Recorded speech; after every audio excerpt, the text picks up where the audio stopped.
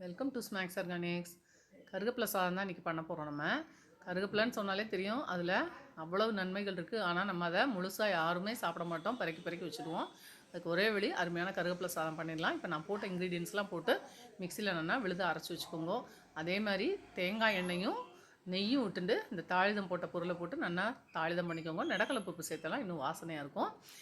1க்கு 2.5 பங்கு தண்ணி வச்சு அதோட கொஞ்சமாக ஒரு சின்ன கரண்டி அளவுக்கு புளியும் சேர்த்துக்கோங்க. இந்த அரைச்சி விட்ட விழுது ப்ளஸ் தாளிதம் எல்லாம் போட்டுட்டு வேணுங்கிற அளவுக்கு உப்பு சேர்த்துட்டு அரிசியை களைஞ்சி வச்சு அதையும் எடுத்து போட்டு நல்லா தளதளன்னு கொதிக்க வைங்க. கொதிக்க வச்சு மூடி வச்சு 7லேருந்து 10 நிமிஷம் வச்சுட்டேன்னா அருமையான கருவேப்பிலை சாதம் ரெடி ஆகிடும். நீங்கள் விசில் விடணுங்கிற அவசியம் இல்லை. என்ன பொல பொலன்னு வாசனையாக இருக்கும். இது லஞ்ச் பாக்ஸுக்கு கொடுத்து விட்றதுக்கும் ரொம்ப சூப்பராகவே இருக்கும். ஆற்றுல சூடாக சாப்பிட்றதுக்கும் நல்லாயிருக்கும். நான் தக்காளி தயிர் பச்சடியெல்லாம் போட்டிருக்கேன் ஏற்கனவே. அதை தொட்டுக்கிறதுக்கு காம்பினேஷன் சூப்பராக இருக்கும். கண்டிப்பாக இந்த சாதம் நீங்கள் ஆற்றுல பண்ணுங்கள்.